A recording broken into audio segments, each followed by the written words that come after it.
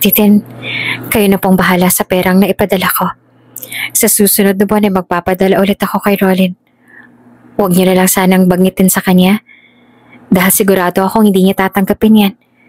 Bahala na kayo, Ate Tin. Wika ni Ataira kay Ate Tin. Kapatid ito ni Rolin na nasa kabilang linya. Sa halip nga na sa kanyang asawa ito magpadala ng pera, ay sa ex-boyfriend pa niyang si Rolin siya nagpapadala. Oo, Tyra, na-receive ko na yung pera. Pero sigurado ka ba? Baka malaman to ng asawa mo, baka mag-away pa kayong dalawa. Nag-aalala lang sagot naman ni Ate Tin kay Tyra. Hindi naman sila humingi kay Tyra, bagkos ay ito pa nga ang nagboluntarya na magbigay. Huwag mo na pong isipin yon, Ate Tin. Ako na pong bahala sa bagay na yon. Ako na pong bahalang kumausap sa kanya. Sagot naman ni Tyra. Wala rin namang nagawa si Ate Tin at tinanggap na lang din yon dahil malaking tulong yon sa kanila ngayon. Oh, siya kung ganon, maraming salamat ha, Tyra. Napakalaking tulong nito para kay Rolin. Kahit nawala na kayo, hindi pa rin nawawala ang pagmamalasakit mo sa kanya. Mag-iingat ka dyan, ha? Maraming salamat ulit. Maluha-luha pang pagpapasalamat ni Ate Tin kay Tyra. Wala pong anuman, Ate Tin. Sagot naman ni Tyra at tuluyan niya ng pinutol ang linya.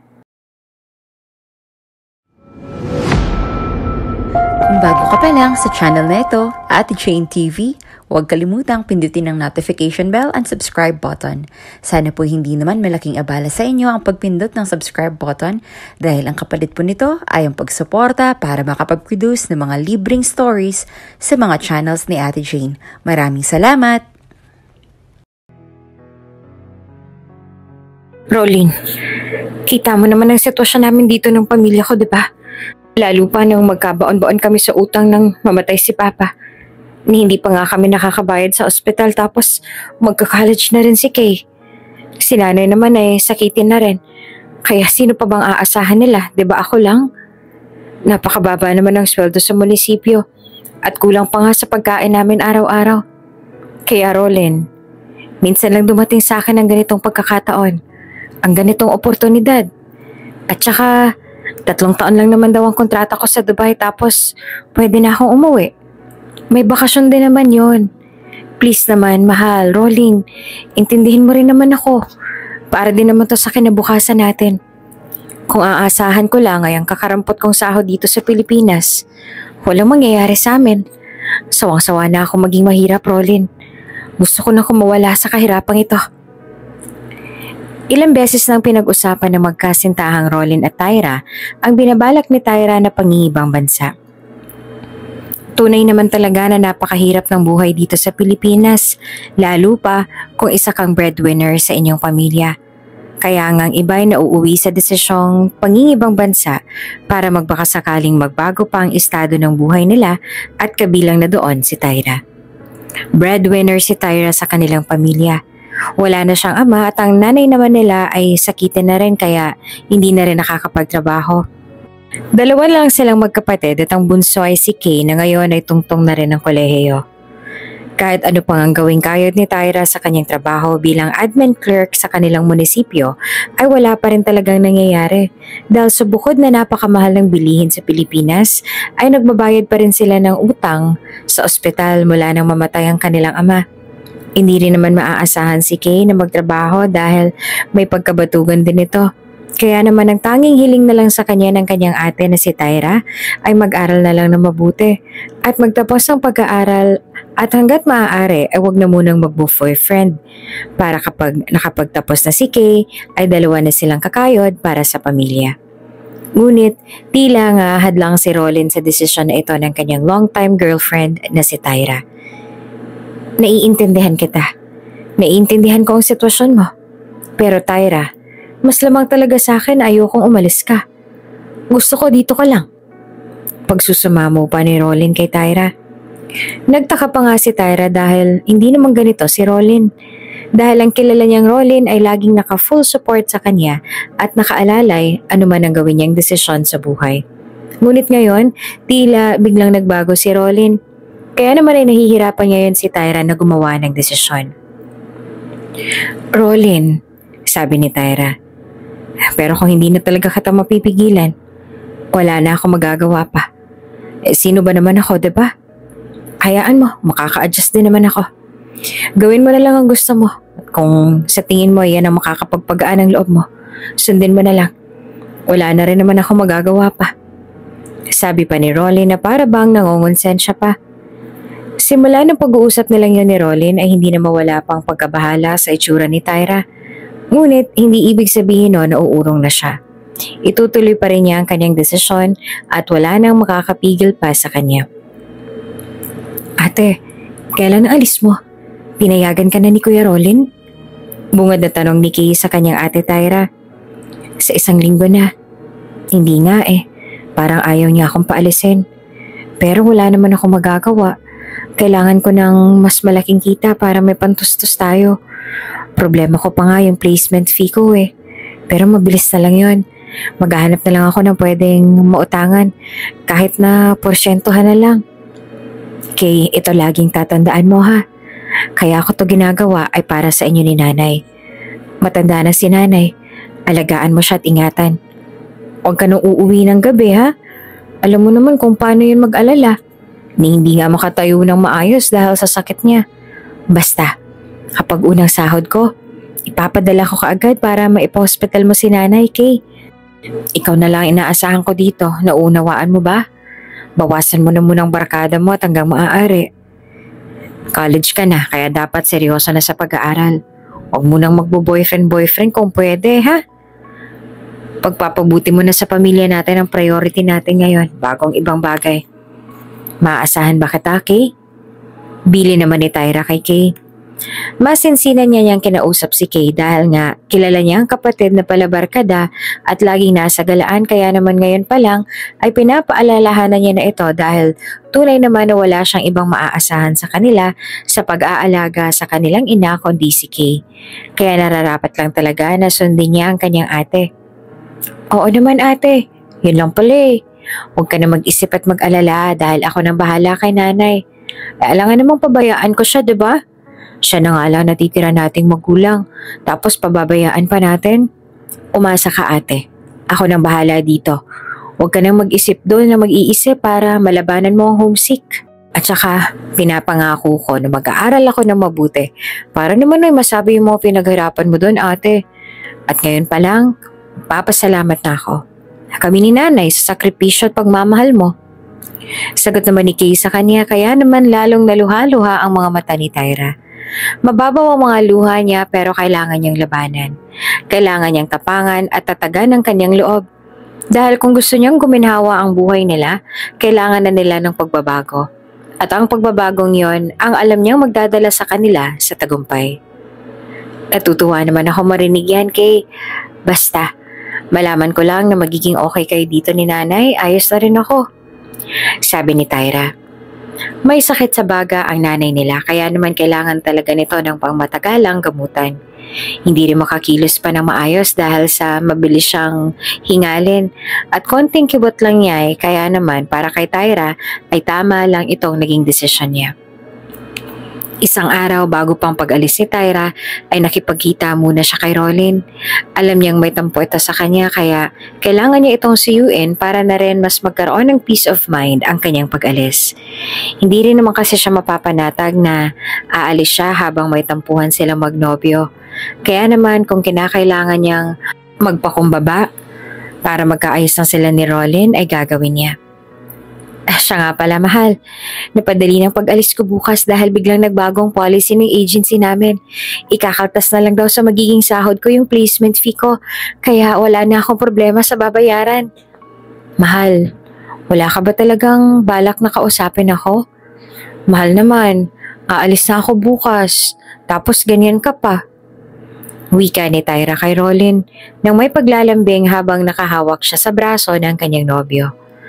Tulala nga lang si Rolin na tila malalim ang iniisip. Para bang may gusto siyang sabihin kay Tyra, pero sa tuwing naiisip niya ang pangarap ni Tyra, nauuwi siya sa desisyong wag na lang. Wag na lang sabihin na gusto niyang sabihin sa kanyang nobya. Di congrats, masaya ako para sa'yo. At saka ayoko rin makadagdag pa sa isipin mo kaya, Tyra, sa pag-alis mo, mas mabuti pa siguro maghiwalay na lang din muna tayo. Mas makakabuti to para sa'yo. Isang desisyon na hindi inaasahan ni Tyra. Halos mapaluhaan na siya sa pagkakataong yon dahil ito talagang mas bumabagabag sa kanyang pag-alis ang mararamdaman ni Rolin.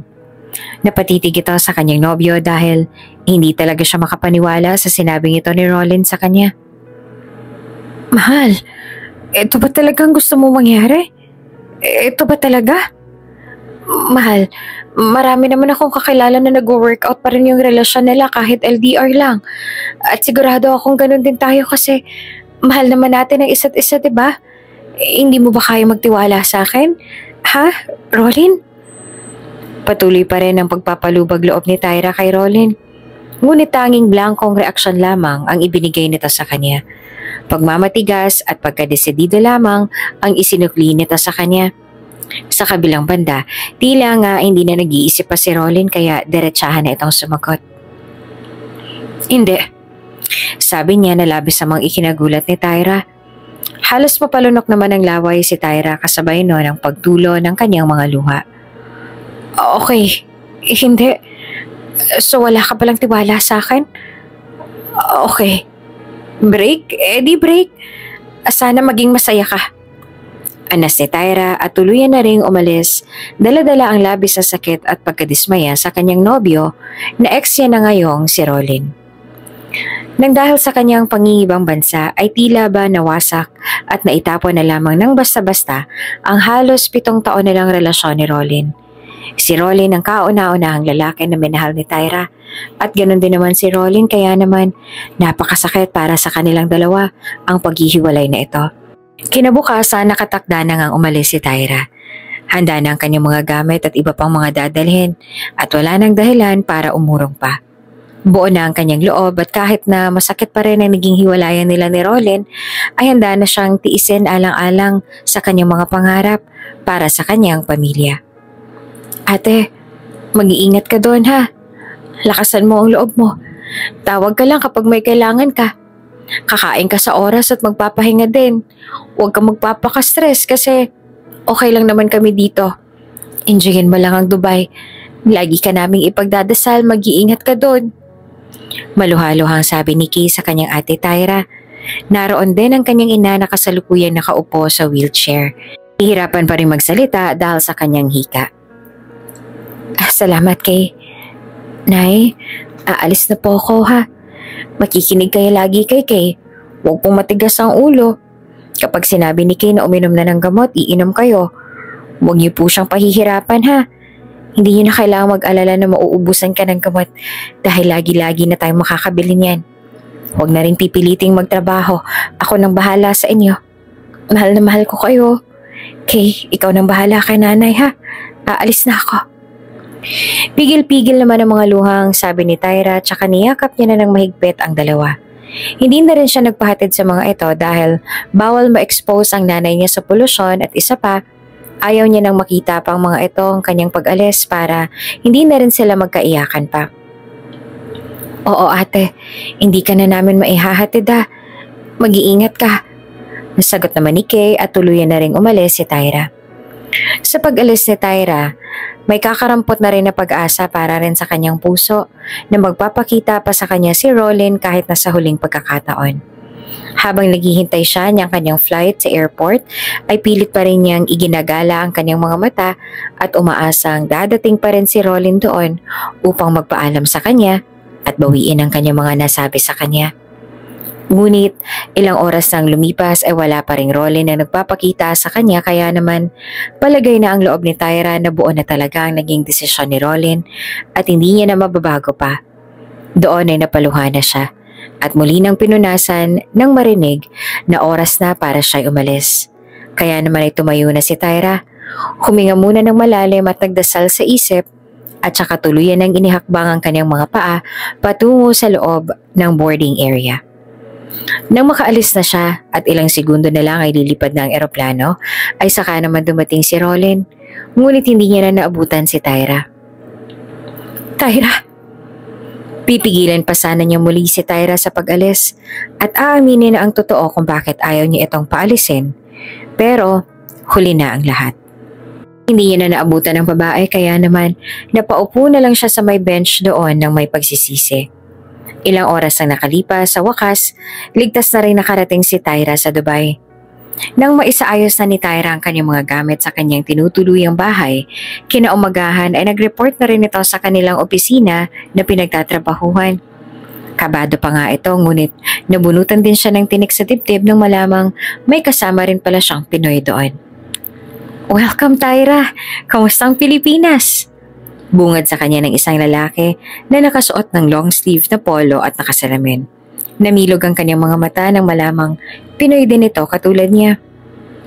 "Pinoy ka rin?" Gulat na tanong naman ni Tyra. "Yup, magto 2 years na ako dito. First time mong mag-abroad?" Tanong naman ni Lester. Oo eh. Medyo kabado pa. Pero ayos lang kasi ang mahalaga, andito na ako. Unti-unti ko nang matutupad yung mga pangarap ko para sa pamilya ko. Sagot naman ni Tara. Same, ganyan din ako. Pero dahil gastador ako, wala pa rin akong ipon. Anyway, sa marketing ka rin? Oo, marketing din ako. Tago naman ni Tyra. Goods yan, magkasama pala tayo eh. Baka ako na rin ang mag-train sa'yo. Anyway, ako nga pala si Lester. At ikaw si? At Tyra. Ako si Tyra. Sagot ni Tyra at saka inabot na ang nakalahad na kamay ni Lester upang makipagkamay. Hello Tyra, I hope you enjoy it here. Sabi pa niya sa babae. Thank you Lester. Hindi naman naging mahirap kay Tyra ang kanyang mga naunang buwan dahil may kasama naman siya sa trabahong Pinoy. Madali siya nakapag-adjust at nalabanan ng homesick dahil na rin sa tulong ni Lester. Makalipas ang 3 buwan, medyo gumagaan na ang turingan nila ni Tyra at Lester sa isa't isa. Palibasa nga ay siya lamang ang Pinoy doon, kaya naman sila lamang dalawa ang magkasama. So, nag-break kayo ng boyfriend mo bago ka pa lumipad papunta rito? Tanong ni Lester kay Tyra habang sabay silang nagla-lunch. Oo, wala eh. Ayaw nga sana akong suportahan sa pangarap ko. Ayaw nga niya akong paalisin eh. Parang walang tiwala sa akin. Ngumunguy ang sagot naman ni Tyra. 7 years na kayo, diba? Tapos wala pa rin siyang tiwala sa'yo? Ang unfair naman nun. Muli namang tanong ni Lester. Pero okay na rin yun. Ang mahalaga unti-unti ako nakaka-adjust. Sagot naman ni Tyra. Sa bagay nga, at least independent ka na at hindi ka na nakadepende kung kanino. Tama ka dyan. Unti-unti na nga rin nakakapagpalagayan ng loob ang dalawa. Dahil hindi rin naman mahirap pakisamahan si Lester para kay Tyra dahil lagi siya nitong tinutulungan, lalong-lalo na sa kanilang trabaho. Kaya naman nang minsang umamin si Lester sa kanya ng pag-ibig nito ay hindi na rin yun nagdalawang isip. Gutin ni Tyra ito na ngayon ay umaabot na ng 1 taon ng relasyon nila. Napag-uusapan na rin nila ang kasal dahil alam nilang doon din naman hahantaw ang relasyon nilang dalawa. Happy anniversary, sweetie! Malambing na sabi ni Tyra kay Lester at kaagad din naman siyang sinagot nito. Happy anniversary! Sabi rin ni Tyra at saka hinalakan na nila ang labi ng isa't isa. Ang bilis ng panahon 1 taon na kaagad tayo, sabi ni Tyra. Ngunit magpaganon pa man, kahit na may bago na siyang karelasyon ngayon, hindi niya may tatangging hindi pa rin siya gaanong nakamove on kay Rollin. Ngunit pilin pa rin niya itong kinakalimutan para hindi naman maging unfair kay Lester. Oo nga parang kailan lang. Siya nga pala, sweetie. Saan mo gustong ganapin ang kasal natin? Dito na lang ba o sa Pilipinas? Tanong naman ni Tyra nang bumaling ang kanilang usapan sa usapang kasal. Parang mas gusto ko yata sa Pilipinas, sweetie. Para makasama na rin natin both family natin. Ano sa tingin mo? Tanong ni Lester. Ilang buwan na rin ay patapos na rin ang kanyang kontrata at balak na magpa-renew para may makakasama pa rin doon sa Dubai si Tyra. Pabuo na rin ang 2 bahay na ipinapagawa ni Tyra sa kanila. Isa sa kanyang nanay at kay Kay. At ang isa naman ay para sa kanila ni Lester kapag bubuo na sila ng pamilya. Kahit nga nakaka-1 taon pa lang doon si Tyra ay talagang unti-unti niya nang natutupad ang kanyang mga pangarap para sa kanyang pamilya. Naipagamot na rin niya ang kanyang ina. At ngayon, sa wakas, ay unti-unti na rin nakaka-recover sa kanyang sakit. Malusog na rin at hindi na rin gaanong hinihika. Oo, okay din naman sweetie. Sige, para maipaalam ko kina inay.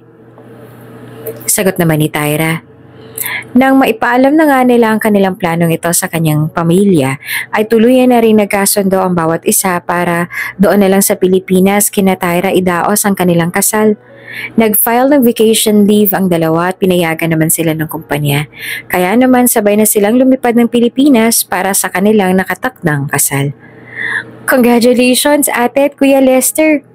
Masayang sambit pa ng nakababatang kapatid ni Lester na si Kay. Masayang-masaya nga sila maging ang kanyang ina dahil alam nilang masaya ngayon si Tyra. Salamat Kay.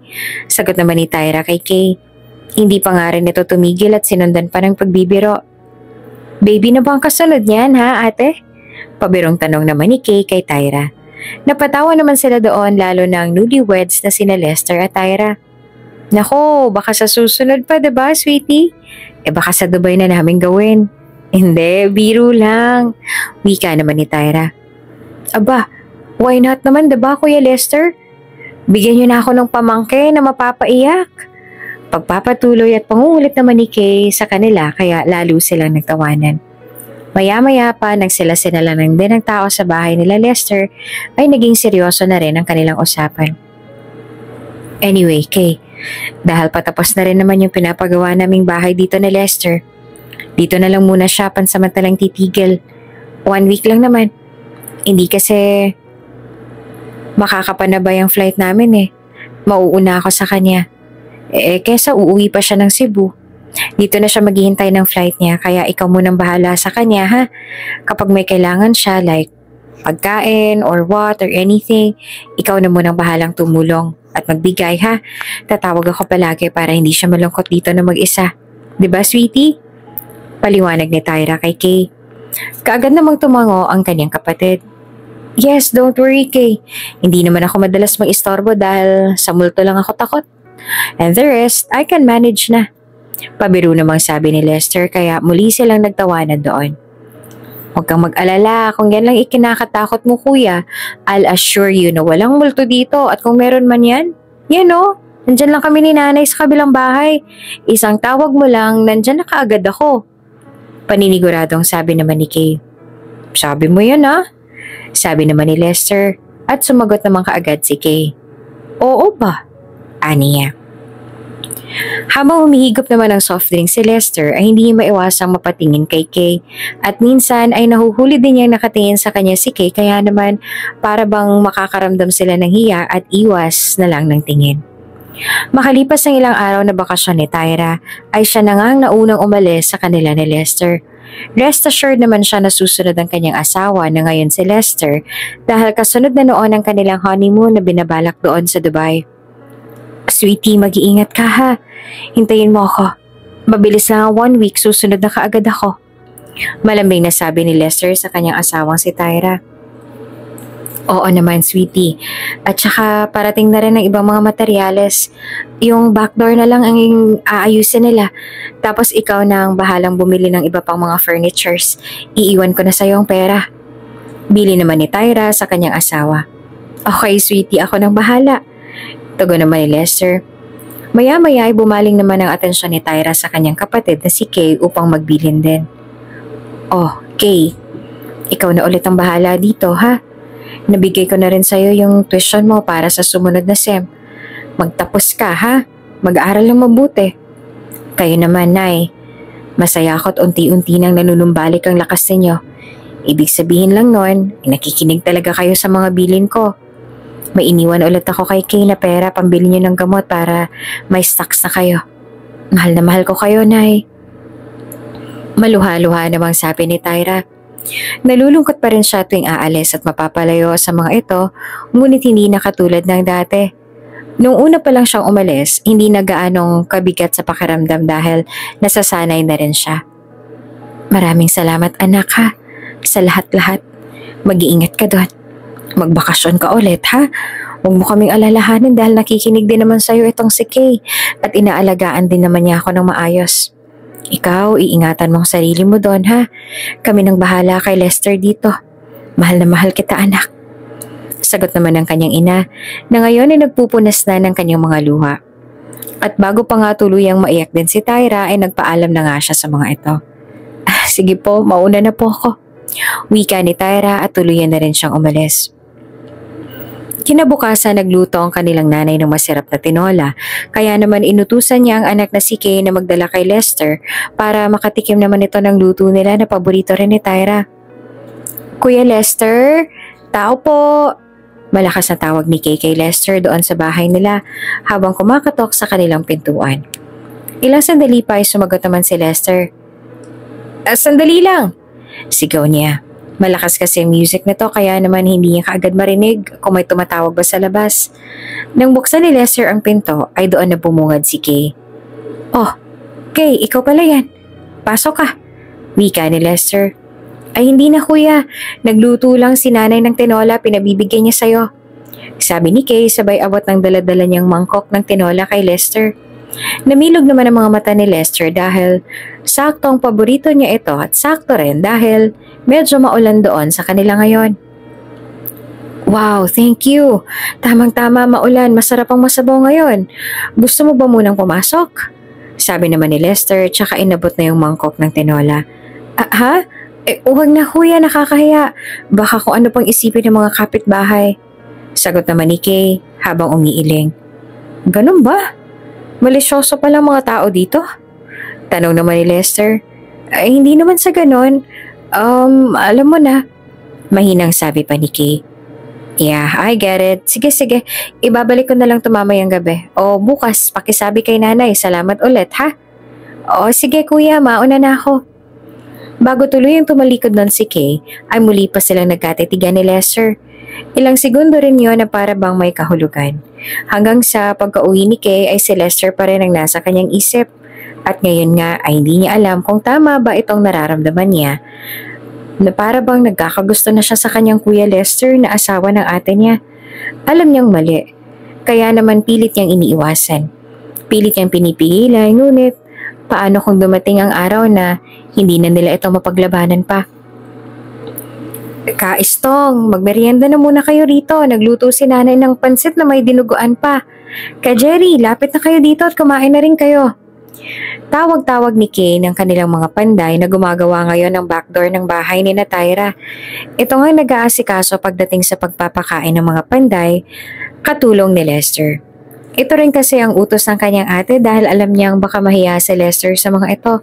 Lalo pat ngayon naman nila nakilala ang lalaki. Pagkagwapo pala ng asawa ni Ate Tyra mo, ano Kay? Mukhang artistahin eh. Biro pa ni Kaistong habang nakatingin kay Lester. Napangiti naman si Lester na para bang nakaramdam ng hiya. Nako, nakakahiya naman po, hindi naman po masyado. Sabi pa ni Lester. Ay, akala ko nga aring si Kay ang napangasawa, si Tyra pala. Ang alam ko namang boyfriend ni Tyra ay isa pa rin gwapo, sino nga ulit yon? Sabi naman ni Ka Jerry. Si Rolin, sagot naman ni Kay. Si Rolin kasi ang kilala nilang nobyo noon ni Tyra dahil madalas din itong tumambay at makihalubilo sa mga ito. Oo, yun nga, si Rolin. Sabi pa ni Ka Jerry nang malaman niya ang pangalan ni Rolin. Napailing na lang din si Kay at napatingin kay Lester kaya naman iniba na lang niya ang usapan para hindi naman nakakahiya kay Lester. Nako Kaistong, masyadong marami na kayong nalalaman na, kumain na lang kayo. Pabiro pang wika ni Kay sabay nagtawanan na sila. 5:00 na ng hapon nang matapos ang pagpapanday at sa wakas ay buo at maayos na rin ang backdoor. Kay, ako nang bahala dyan, ako nang maghuhugas, sabi ni Lester kay Kay. Ngunit hindi niya na maagaw pang hugasin sa babae dahil nakasimula na ito doon sa kanyang lababo. Ay hindi na kuya, ako na po, kaya ko na to. At saka hawak ko na wala ka na magagawa, sabi naman ni Kay kay Lester. Sure ka ha? Tanong ni Lester. Oo naman. Okay, ikaw ang bahala. Para naman hindi nakakahiya kay Kay, ay sinamahan na rin ni Lester doon si Kay sa may lababo habang naghuhugas ito ng plato. Pwede ka na mag-asawa Kay ah. Halos lahat ng gawaing bahay ay alam mo na. Pabirong sabi pa ni Lester. Nako, ni boyfriend nga kuya, wala asawa pa kaya? At saka, sadyang mga maliliit pa lang kami, tinuturuan na talaga kami ni nanay ng mga gawaing bahay.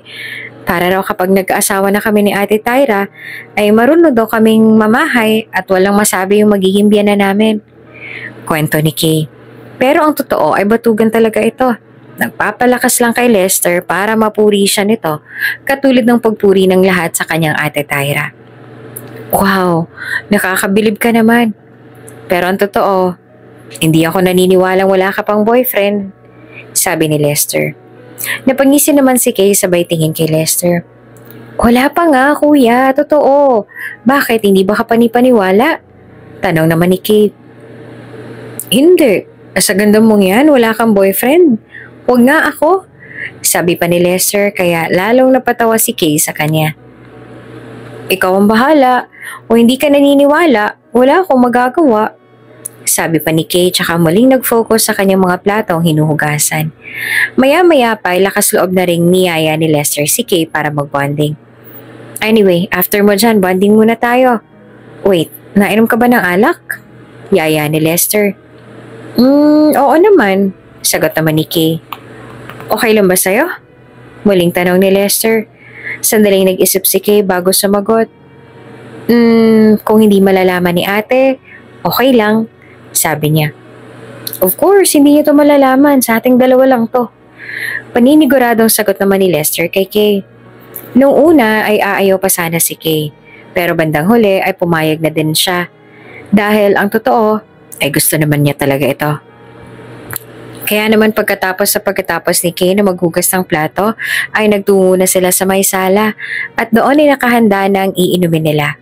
Doon ay nagkainuman nga sila at tamang kwentuhan at tawanan hanggang sa paglalim ng gabi ay mas lumalalim na rin ang kanilang usapan. Pwede ba? Makahulog ang tanong ni Lester kay Kay. Natigilan naman si Kay at nauutal na sumagot. Anong pwede ba, Kuya Lester? Tanong niyang nauutal. Alam mo na yun. Nakangising sagot naman ni Lester. Alam din naman niya na gets na yun ni Kay, ngunit nagtanong pa rin sa kanya ang babae. Bakit? Bakit mo naisip yan? Nauutal na tanong ni Kay. Bakit? Ayaw mo ba? Don't tell me virgin ka pa. Diretsaha ang tanong naman ni Lester. Palibasa ay may mga tama na ng alak kaya naman napapalakas na rin ang boses ni Kay. Hindi Ang ibig ko sabihin, syempre may mga exes rin naman ako at may mga nangyayari na din sa amin kaya may karanasan na rin ako. Pero ang inaalala ko, paano kapag nalaman ni ate? Tanong ni Kay tsaka ngumisi si Lester. Sa tingin mo ba maipapaalam ko to? If ever sa ate mo? Syempre hindi yun, no? Kay, huwag ka matakot. Wala makakaalam nito. Ang isipin mo na lang, maglalabas lang tayo ng init ng katawan. Sabi ni Lester. Nagkatitigan na nga lang sila at hindi na sumagot pa. Pare-pareho din naman nilang gustong mangyari sa kanila. Ang hindi kasi alam ni Tyra sa pagkatao ni Lester ay ilang babae na rin ang iniwan nito dahil sa pangangaliwa. Kaya naman ngayon ay si Tyra at Kay naman ang biktima niya. Wala na rin silang pinalambas pang segundo at tuluyan na nga rin may nangyari sa kanilang dalawa. Halos araw-araw na nga may nangyayari sa kanila. Para lang may maalibay si Kay sa kanyang ina ay pinagluluto niya ito ng ulam para may rason siya na pumunta sa bahay ng Kuya Lester niya. Hanggang isang araw dahil naiintriga na rin ang kanilang ina ay nagtungo ang ginang sa bahay ni Lester at doon nga'y nabisto niya ang sekreto at kahalayang ginagawa ng kanyang bunsong anak na si Kay at ang kanyang manugang na si Lester. Kaya naman pala pagka-uwi ni Kay ay nakaabang na kaagad ang kanyang ina sa may sala upang siya ay kumprontahin. Kay, halika nga, mag-usap nga tayo. Tapatin mo nga ako. May nangyayari ba sa inyo ni Lester? Diretsahang tanong ng ginang kay Kay. Ikinagulat naman niya ni Kay at sinubukang magmaang-maangan pa. Ma, ano bang klaseng tanong yan? Kunot noon niya namang tanong sa kanyang ina. Kay, hindi madali sa akin na kumprontahin ka ng ganito. Pero alam kong nakita ko. May nangyayari sa inyo ni Lester. Paano mo nagawa to sa ate mo? Matapos ang mga nagawa niya sa'yo? Anong klasik kang kapatid? Halita niya ng ginang. Pigil-pigil pa nga ang kanyang pagsasalita dahil baka may makarinig pa sa kanilang ibang tao at talaga namang kahiya-hiya lalo pat bagong kasal pa lang naman sina Tyra at Lester. Sobra ka namang manghusga, Nay. Para namang wala akong naging pakinabang sa inyo Sinunod ko naman ang mga bili ni ate Bakit, ako ba? Wala ba akong karapatang maging masaya? Gusto ko rin si Lester, Nay. At alam ko na gusto niya rin. Hindi naman na natapos ang pagsasalita ni Kay. Agad na siyang natigilan dahil sa hindi inaasahang malakas sa sampal na ibinigay sa kanya ng kanyang ina. Ayaw man itong gawin ng ginang, ngunit hindi niya na masikmura ang ginagawang kababuyan ng dalawa. Mga baboy! Hindi mo alam ang sinasabi mo, Kay. Mangangabit yung ginagawa mo. Asawa ng ate mo ang kinakalantaryo mo. Paano mo nasisikmura itong mga ginagawa mo? Hindi ka na ulit pupunta sa bahay na yan, nauunawaan mo? Pinapasama mo ang loob ko. Pinapasama mo. Pigil na sigaw ng ginang na may diin at gigil. Sa halip nga na magpakumbaba si Kay dahil baka samaan na lang ng lasa ang kanyang ina, ay sumagot pa rin talaga ito at pinaglalaban pa rin ang para sa kanya ay tama. Ganyan naman kayo Kapag mabuti si ate, kapag masama ako, kapag magaling si ate, kapag walang pakinabang ako. Alam ko namang si ate ang favorite niyo noon pa man. Kaya kailanman ay hindi niyo mauunawaan ng damdamin ko. Sigaw niya sa kanyang ina habang pigil-pigil din ang kanyang mga luha. Hindi talaga, Kay. Dahil kahit ano pang sabihin mo, kahit sino pang makarinig niyan, mali talaga ang ginagawa mo. Mali ang ginawa niyo kaya wag mo nang idadahilan pa yung paborito-paborito na yan dahil pantay ang tingin ko sa inyo ng ate Tyra mo. Diyos kong mahabagin. Sasamaan ako ng lasa sa'yo, itigil mo na yan ha? Itigil niyo na yan.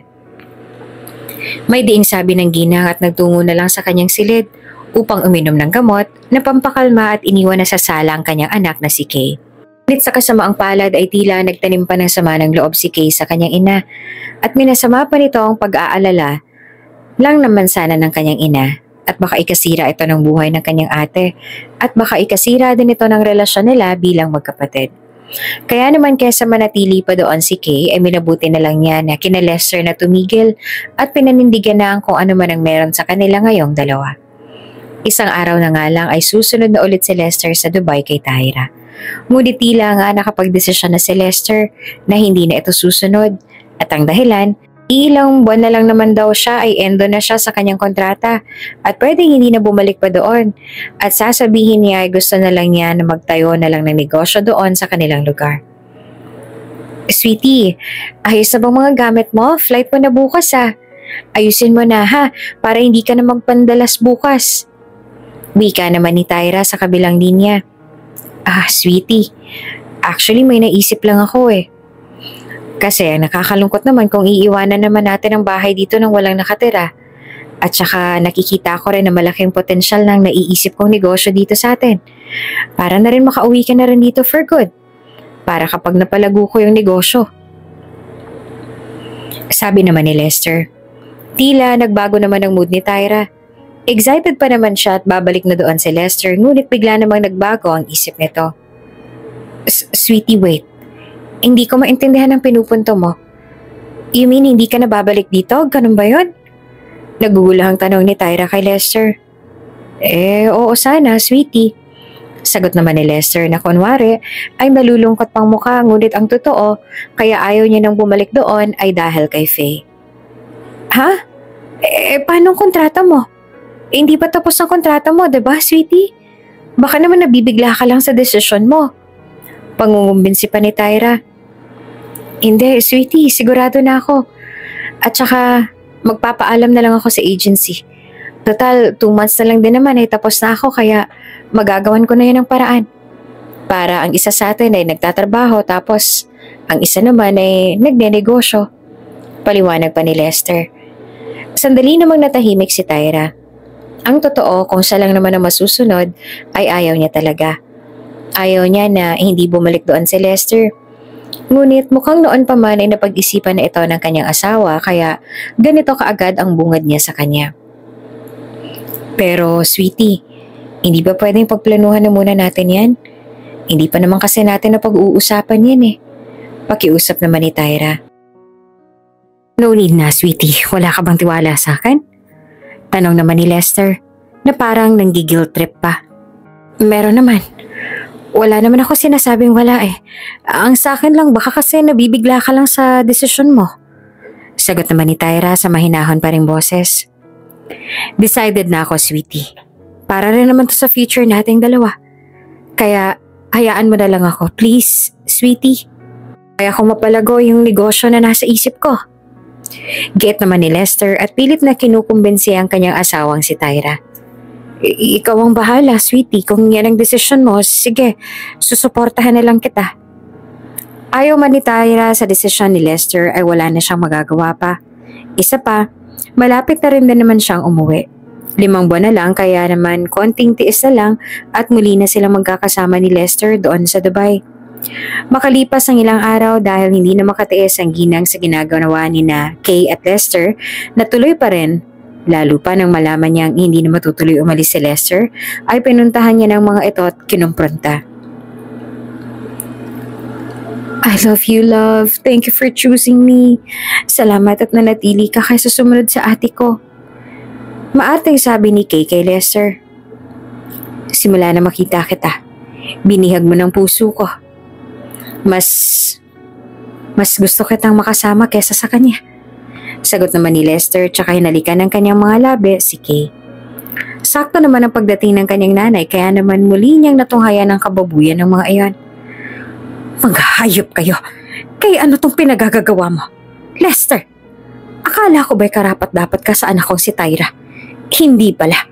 Mga walang hiya kayo. Hindi na kayo naawa kay Tyra? Bulalas doon ng ginang na hindi naman nakapagpigil pa.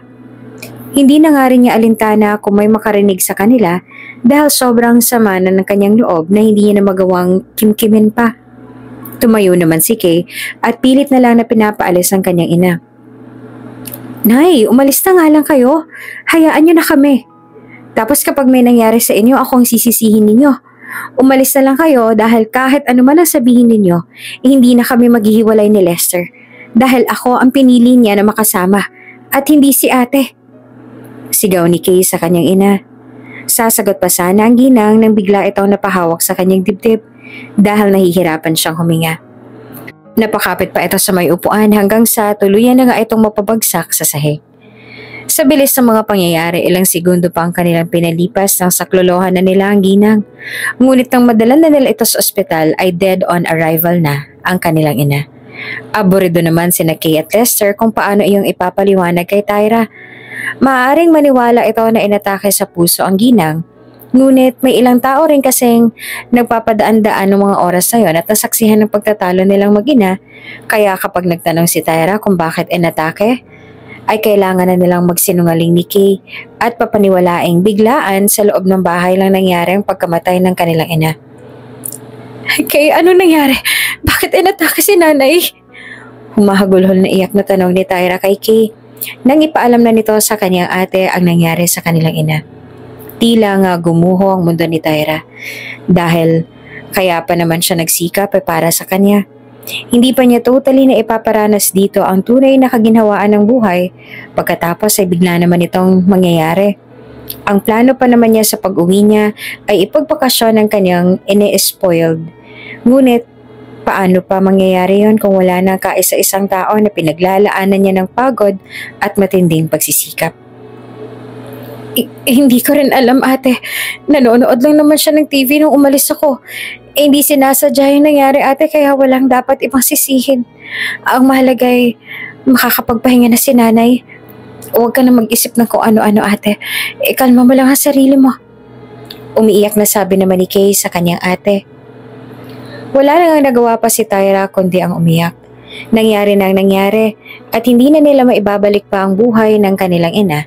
Kung kaya naman, ang kailangan na lang na gawin ni Tyra ngayon ay tanggapin na lamang ang buong sitwasyon.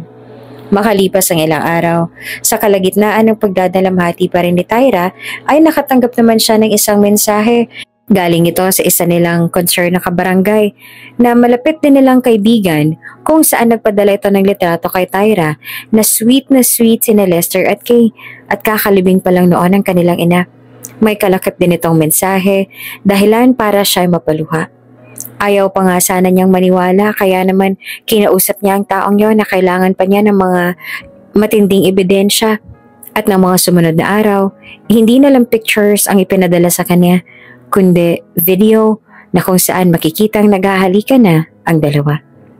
Kasabay ng kanyang pagdadalamhati ay ang kanyang matinding galit na nararamdaman niya sa dalawa. Lalo pa nang malaman niyang ang dahilan ng pagkakaatake sa puso ng kanyang ina ay ang naging pagtatalo nila ni Kay. Hindi nga makapaniwala si Tyra na magagawa ito ni Kay sa kanya, lalong-lalo na si Lester na labis niyang pinagkatiwalaan at doon lang niya napagtantong hindi pa nga niya lubusang nakikilala ang kanyang asawa. Mga walang hiya kayo! Paano niyo nagawa sa akin to? Galit na galit si Tyra. Iyak lang siya ng iyak at talagang hindi na nakafocus sa trabaho. Gusto na sana niyang kumprontahin ang dalawa, ngunit naisip niyang baka tumangin lang din naman ng dalawa. Kaya naman hindi na muna niya kukumprontahin ang mga ito. Pero hindi na siya magpapadala pa ng pera sa dalawa. Buo na ang desisyon na dahil sa labis sa sakit na ginawa nila kay Tyra. Samantala, habang naglalakad naman si Tyra sa isa sa mga malls doon sa Dubai upang magpahangin at makapag-isip-isip, hindi naman inaasahang makita niyang muli ang panganay na kapatid ng kanyang dating nobyo na si Rolin, si Ate Wendy. Close na close nga ang dalawa nung mga panahong sila pa ni Rolin kaya ngayon ay gumuhit sa mukha ni Tyra ang maluwag na ngiti nang muli nga itong makita. Ate Wendy? Oo nga, Ate Wendy, ikaw pala yan. Kailan ka pa dito sa Dubai? Sabik na hindi makapaniwalang wika ni Tyra. Maging si Ate Wendy ay hindi rin makapaniwala na muli silang magkikita ni Tyra at doon pa sa Dubai, kaya naman niyakap nila ang isa't isa. Tyra?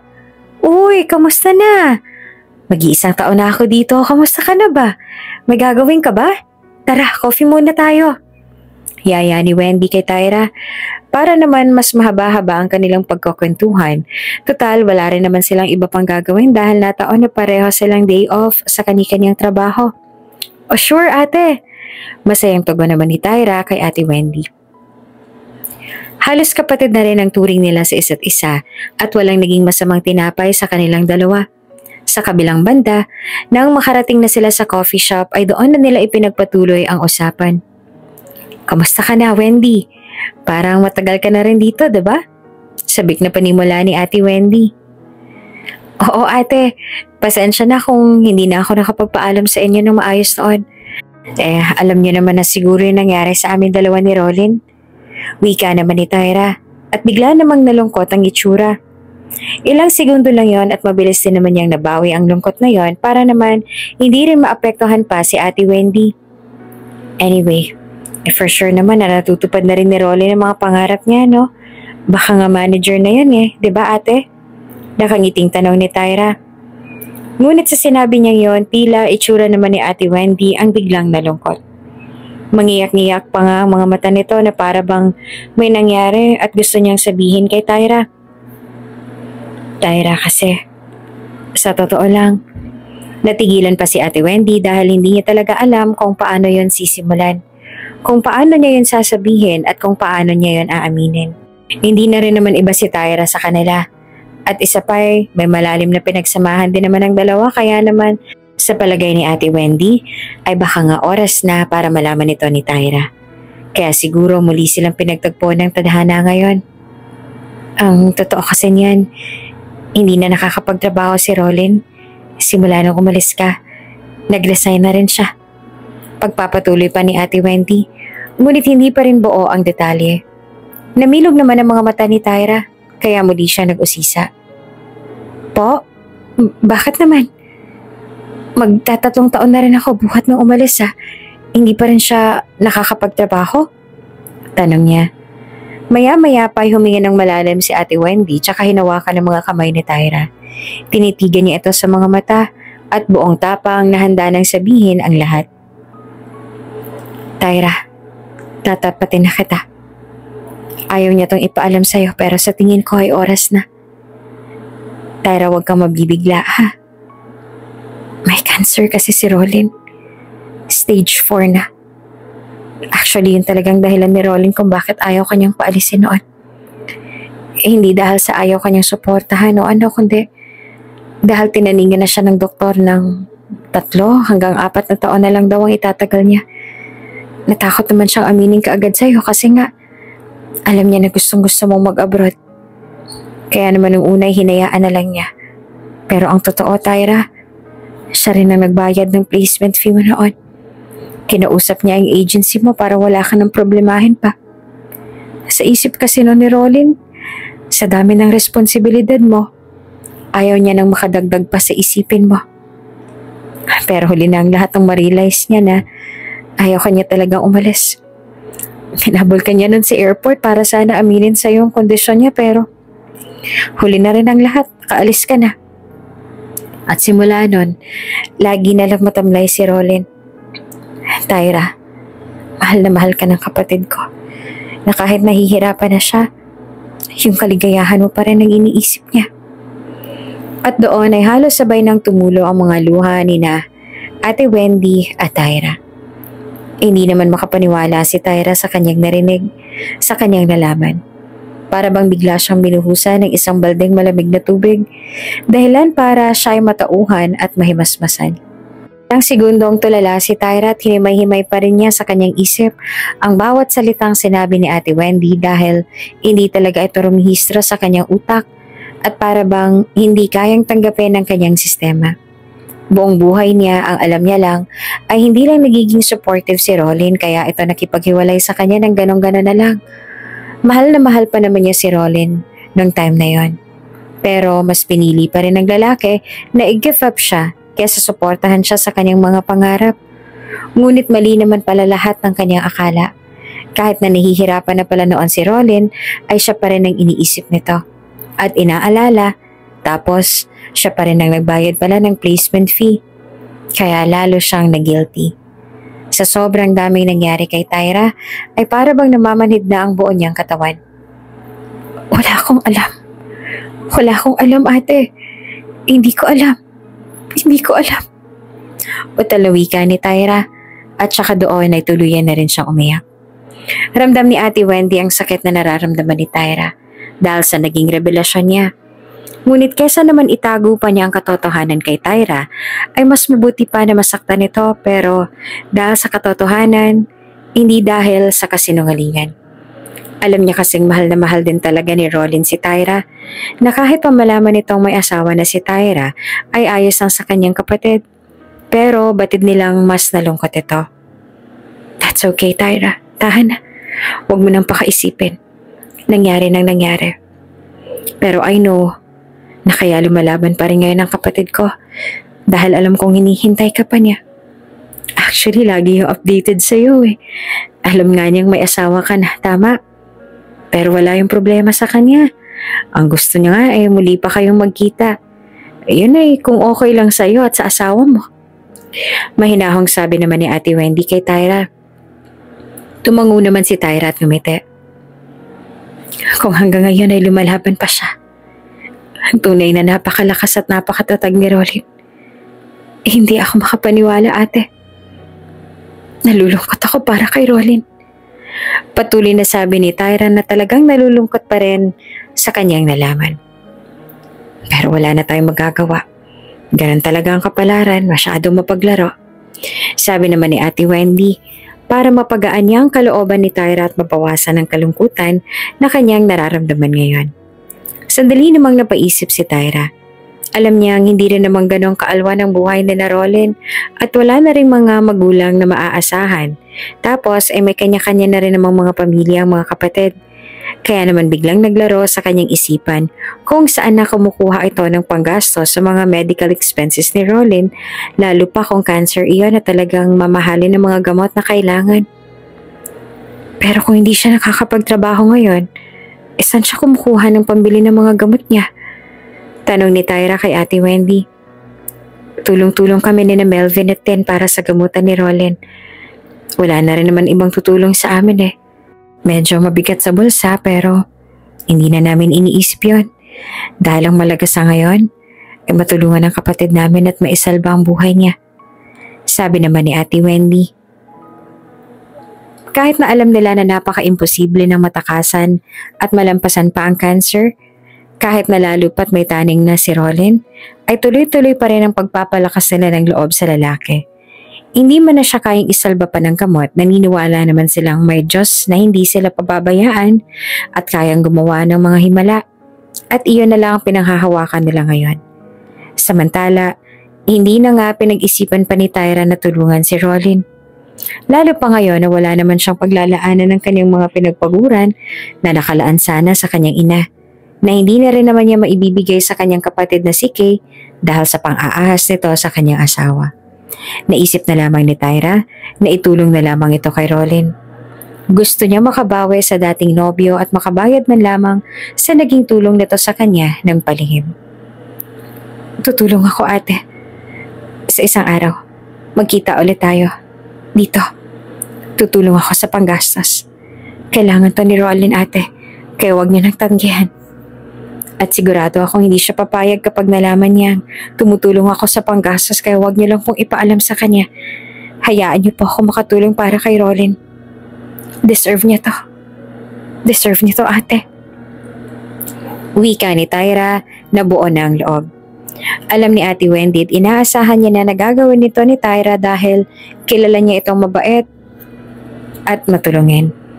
Hindi na rin siya nagdalawang isip pa na hindi ito tanggapin dahil ang totoo ay marami na rin silang nalapitan na makakatulong sa kanila, ngunit tinatanggihan lang sila. Kaya naman hindi na nahiya si Ate Wendy. Kung gano'n ay hindi na ako aalma pa, ha, Tyra? Malaking tulong yan. Kahit kay Tin ka nalang magpadala dahil si Tin ngayon ang nag-aasikaso kay Rolin. Ngayon pa lang ay nagpapasalamat na kami. Pasensya na, ha, Tyra. Dumagdag pa tuloy kami sa isipin mo. Sabi naman ni Ate Wendy. Umiling naman si Tyra at sinigurado kay Ate Wendy na okay lang yan sa kanya at bukal yon sa kanyang kalooban. Wala yon, ate. Isa pa, wala na rin naman akong paglalaanan ng pera. Kamamatay lang ni nanay. Inataka siya sa puso. Ang kaisa-isang dahilan kung bakit ako nagsusumikap. Nawala pa. Sambit ni Tyra na may nalulungkot na itsura. Nang malaman naman niya ni Ate Wendy ay kaagad siyang nagbigay ng simpatsya para kay Tyra. Nako, nakikiramay ako, Tyra. Hindi ko alam. Pero di ba may kapatid ka pa naman? Si Kay? Kamusta na si Kay? Tanong naman niya. Actually, ate, pa-end of contact na rin ako. Hindi ko alam kung may kapatid pa ako at asawang babalikan. Pasaring pa ni Tyra. Wala na rin naman siyang ibang mapagsasabihan ng kanyang sama ng loob, kaya naman naisip niyang mag-open up na lang din kay Ate Wendy. Ha? Anong ibig mo sabihin? Takang tanong ni Ate Wendy. May relasyon sila ni Kay at ang asawa ko, ate. Dapat nga babalik dito yung asawa ko pero hindi na natuloy. Dahil ang dahilan niya, magtatayo daw sila ng negosyo doon. Pero ang totoo pala, may nangyayari na pala sa kanila ng kapatid ko. Kaya hindi ko sila mapapatawad, ate. Hindi. Lalo pa nang malaman kong sila ang dahilan kung bakit inatake sa puso si nanay. Hindi ko sila mapapatawad. Sabi ni Tyra at muling bumalik ang galit niya sa dalawa. Hindi naman makapaniwala si Ate Wendy sa sinabing ito ni Tyra. Sa isip niya ay sana pala hindi niya na sinabi ang tungkol kay Rolin dahil napakarami na palang pinagdadaanan ni Tyra. At nahihiya siya dahil mukhang nakadagdag pa siya sa stress ng babae. Grabe. Hindi ako makapaniwalang magagawa yan ni Kay. Lakasan mo ang loob mo, ha? Huwag kang papatalo sa stress at lungkot. Ito na lamang ang nasabi ni Ate Wendy kay Tyra. Oo, ate. Siguro ang naging pagkakamali ko lang. Hindi ko muna kinilala ng lubusan si Lester at nagmadali ka agad kaming magpakasal. Pero ang totoo, nagsisisi talaga ako. Napakalaking pagsisisi. Sabi naman ni Tyra at ngumiti na lang na matipid si Ate Wendy. Hindi na nga rin nagtagal ay nagpaalam na rin sila sa isa't isa. Nang sumunod na araw, ang inatupag naman kaagad ni Tyra ay ang kontakin si Ate Tin na isa pang kapatid ni Rolin na nasa Pilipinas at siya rin ang nag-alaga sa dati niyang nobya. Nagpadala kaagad siya ng pera dito na makapag-usap na silang dalawa. Ate Tin, kayo na pong bahala sa perang na ipadala ko. Sa susunod na buwan ay magpapadala ulit ako kay Rolin. Huwag niyo na lang hong babanggitin sa kanya, Ate Ten, dahil sigurado akong hindi niya tatanggapin yan. Bahala na kayo, Ate Ten. Wika ni Tyra kay Ate Ten, kapatid ni Rolin na nasa kabilang linya. Sa halip na nga sa kanyang asawa ito magpadala ng pera, ay sa ex-boyfriend pa niyang si Rolin siya nagpapadala. Oo, Tyra, natanggap ko na yung pera. Pero sigurado ka ba? Baka malaman to ng asawa mo, baka mag-away pa kayong dalawa. Nag-aalalang sagot naman ni Ate Ten kay Tyra. Hindi naman sila humingi kay Tyra bagkos ay ito pang ang nagboluntaryo na magbigay. Huwag mo na pong isipin yun, Ate Ten. Ako na pong bahala sa bagay na yon. Ako na pong bahalang kumausap sa kanya. Sagot naman ni Tyra. Wala na rin namang nagawa pa si Ate Ten at tinanggap na lang din yon dahil malaking tulong yon sa kanila ngayon. Oh, siya kung ganon. Maraming salamat ha, Tyra. Napakalaking tulong na to para kay Rolin. Kahit na wala na kayo, hindi pa rin nawawalang malasakit mo sa kanya. Mag-iingat ka dyan ha. Maraming salamat ulit. Maluha-luha namang pagpapasalamat ni Ate Ten kay Tyra. Wala pong anuman, Ate Ten. Sagot naman ni Tyra at tuluyan niya ng pinutol ang linya. Mula nga nang malaman ni Tyra ang tungkol sa kondisyon ni Rolin, ay lagi na siya nagpapadala sa mga kapatid nito para sa iba pang gastusin sa gamot ni Rolin. Minsan nga ay nakita na rin ni Tyra na pinaparinggan siya ng kanyang asawang si Lester sa mga social media accounts sa pamamagitan ng mga shared posts dahil kesyo sa ex daw nagpapadala ng pera kesa sa kanya na sariling asawa at halatang naghihingi lamang siya ng simpatya sa publiko. Nababasa ito ni Tyra kaya naman para maprotektahan ang kanyang peace of mind ay minabuti niya na lang na i-block muna ang account ni Lester sa kanya. Nang matapos ang 5 buwan sa wakas ay natapos na rin ang kontrata ni Tyra at ngayon ay nakabalik na rin siya ng Pilipinas. Matapos niyang dumalaw sa puntod ng kanyang ina, sa halip na dumiretso sa sarili niyang bahay ay napagpasyahan niyang kina Rolin muna siya magtungo. Hindi na rin niya ito ipinaalam kina Kay dahil gusto rin niya sanang sorpresahin ng dalawa at siya mismo ang makasaksi sa pagtataksil ng dalawa. Samantala nang makarating na si Tyra kina Rolin, ay natanaw niya kaagad si Ate Ten. Tyra? Gulat na sambit naman ni Ate Ten nang makita niya si Tyra na nakatayo na sa labas ng kanilang pintuan. Ate Ten? Maluhaluhang sambit ni Tyra. Kaagad namang lumapit si Ate Ten at napatingin pa ito sa daladalang mga bagahe ni Tyra. Kaya naman naisip niya na marahil ay kakarating lang din ni Tyra galing ibang bansa. Tuloy ka. Kailan ka pa nakauwi? Utal na tanong ni Ate Ten. Actually, kakauwi ko lang ngayon, ate. Sinadya kong dito na muna dumiretso. Gusto ko makita si Rolin. Nasaan po siya? Sagot ni Tyra. Hindi na nga siya naupo bagkos ay si Rolin kaagad ang hinanap niya. Nasa kwarto. Halika, sasamahan kita. Uwi ka ni Ate Ten. Nang makapasok na sila sa kwarto ay doon na nadatnan ni Tyra na nakahiga si Rolin sa kanyang kama na payat na payat. May tumor daw sa utak si Rolin at napaka-imposible na raw talaga na magtagal pa ang buhay nito. Rolin? Utal na sambit ni Tyra na maluha-luha na ang mga mata. Napahawak pa siya sa kanyang bibig at nanginginig pa ang mga kamay. Para bang ibang Rolin ang nakikita niya ngayon. Sobrang payat na ng katawan at lumulubog na rin ang mga pisngi. Wala siyang ibang nararamdaman ng mga sandali yon, kundi awa. Awang-awa siya sa kalagayan ni Rolin. Wala nang ang salita pa ang namumutawi sa kanyang bibig at ang gusto na lamang nga ay muling mayakap ang kanyang dating nobyo na si Rolin. Maya-maya pa tila isang bitamina naman at energizer ang boses na iyan ni Tyra, kaya madaling napapihit ang kanyang ulo sa kinaroroonan ni Tyra. Tyra? Sambit ni Rolin at doon ay tuluyan ng bumuhos ang kanyang mga luha. Nilapitan kaagad siya ni Tyra at niyakap ng mahigpit na mahigpit. Para bang muling naramdaman ni Tyra ang security na matagal na nawala sa kanya na hindi naman naramdaman kay Lester. Ramdam niya na halos magkasabay na ang tibok ng kanilang puso ni Rolin. Na-miss niya ang mga yakap nito. Ang boses, ang buong katawan at pagmamahal. Muli naman siya nakaramdam ng pagsisisi dahil sa hindi siya nagtiwala sa pagmamahal sa kanya ni Rolin. Ngunit ipinagpapasalamat pa rin naman niya na pinalad din siya makaalis para makatulong sa pinansyal ng mga pampagamot ni Rolin, kaya naman lahat talaga ng bagay ay may dahilan.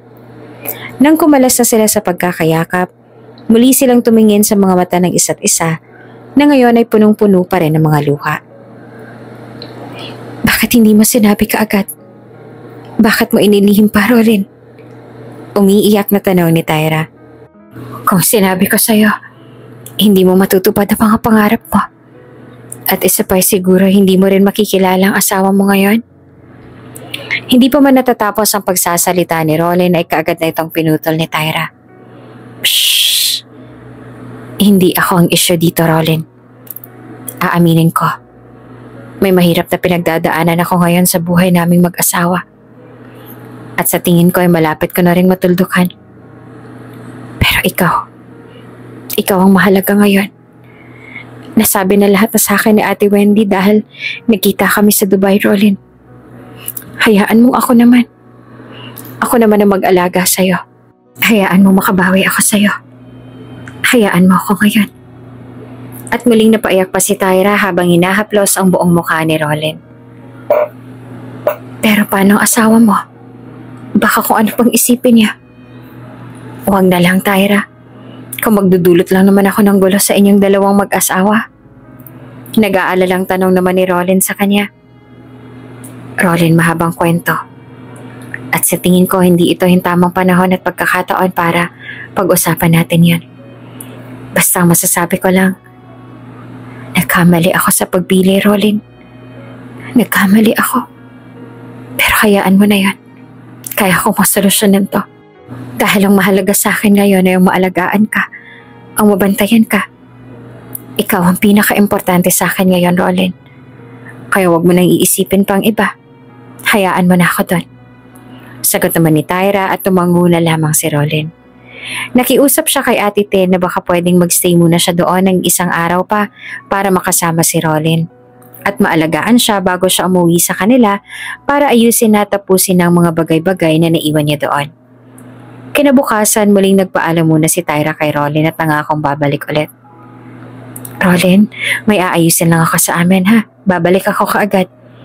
At kapag naayos ko ng mga kailangan kong ayusin, isasama na muna kita sa bahay ko. Mas makakapagpahinga ka ng maayos doon. Hintayin mo ako ha. Babalikan kita kaagad. Paalam pa ni Tyra kay Rolin. Ngumiti naman si Rolin. Tila ba biglang nanumbalik ang kanyang sigla nang muling makita niya si Tyra. Hintayin kita ha. Babalik ka kaagad. Sabi ni Rolin. At hindi naman inaasahan ni Tyra na muli siya nitong hahalikan sa kanyang mga labi. Hindi na umalma o nagpumiglas pa si Tyra dahil na-miss din naman niya iyon. Nang makaalis na si Tyra ay bimahe na sila muli babalik sa kanila. Ngunit tila nga doble-doble pang iniwang problema ni Kay at Lester dahil nadatnan niyang may ibang nakatira sa bahay na ipinundar niya at napag-alamang pinaupahan pala iyon ng mga walang hiyang sina Lester at Kay. Sa mga oras na yun ay wala na rin nagawa pa si Tyra kundi ang maiyak sa galit. Hindi niya naabutan doon sina Lester at Kay dahil may nakarating na balita kay Tyra na nasa Laguna na raw tumitigil ang dalawa doon sa bahay ng kapatid ni Lester na panganay. Ang ikinagagalit niya kasi ngayon ay may ibang pamilya na nakatira sa bahay nila ni Lester na ang sabi pa sa kanya ay pinaupahan nito ni Kay mula nung hindi na siya magpadala sa mga ito ng pera at nang malaman nila na kay Rolly na siya nagpapadala ng mga panahong yon kaya bilang bawi ay ganito ang ginawa nila kay Tyra. Samantala, habang nasa daan at pabalik na kina Rolin ay nakita naman siya ng kanyang matalik na kaibigan ni si Lorena. Naglalako ito ng kakanin. Aksakto namang patungo sa malaking bahay kaya nakita niya si Tyra. Tyra? Ikaw na ba yan? Tanong ni Lorena kay Tyra. Nakatulala lang babae sa kawalan. Bigla nga siyang kumawala sa sarili niyang sistema na naglahong lahat na parang bula. Nang masigurado ni Lorena na si Tyra nga itong nasa kanyang harapan, ay mabilis siyang ibinaba ang nilalakong bilaon ng turon at saka nilapitan ng kanyang kaibigan. Diyos ko po, oo nga, ikaw nga, si Tyra. Anong nangyari? Anong ginagawa mo dyan? Kailan ka pa dumating? Nabalitaan mo na ba nangyari sa nanay mo? Sunod-sunod na tanong ni Lorena. Wala naman siyang nakuhang sagot sa babae bagkos ay nakatulala pa rin ito.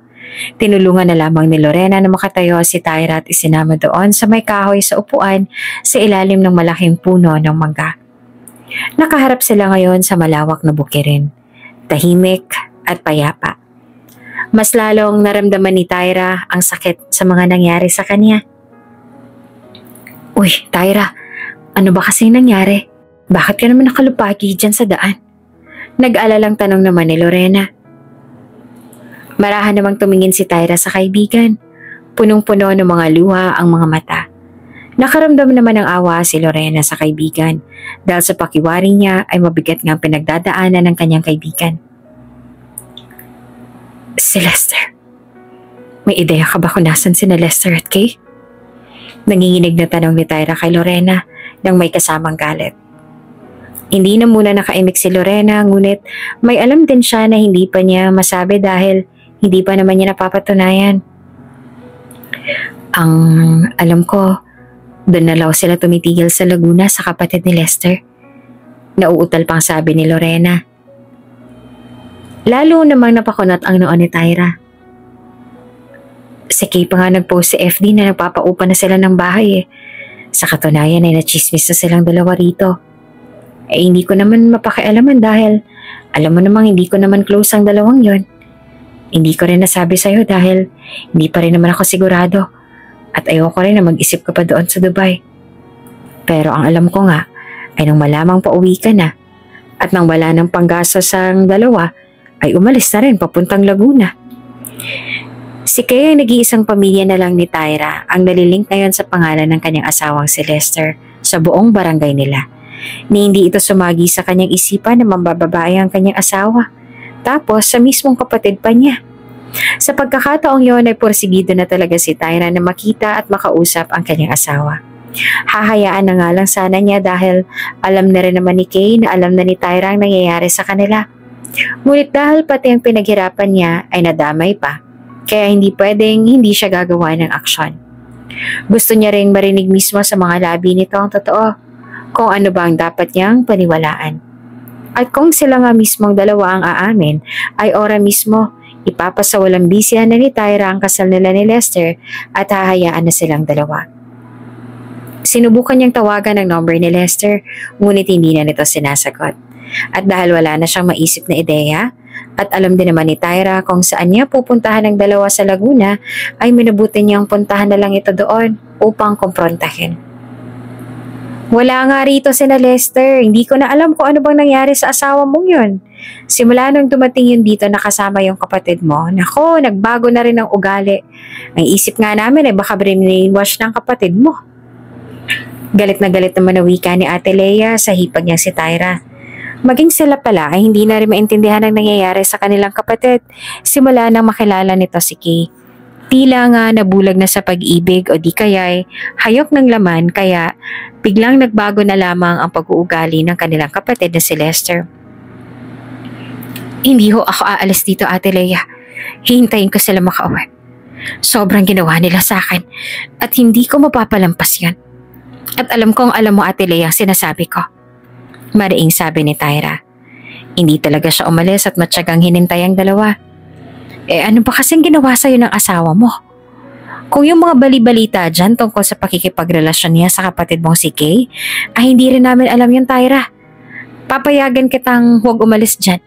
Pero ayokong gagawa kayo ng iskandalo rito sa pamamahay ko. Wika pa ni Ate Lea. Tila nga pumasok lamang sa kaliwa at lumabas naman sa kanan ng mga sinabi ni Ate Lea sa tenga ni Tyra. Desidido na siyang maaaring mangyari ngayon. Ang gusto lang naman niyang marinig mula sa bibig mismo ni Lester ay ang katotohanan.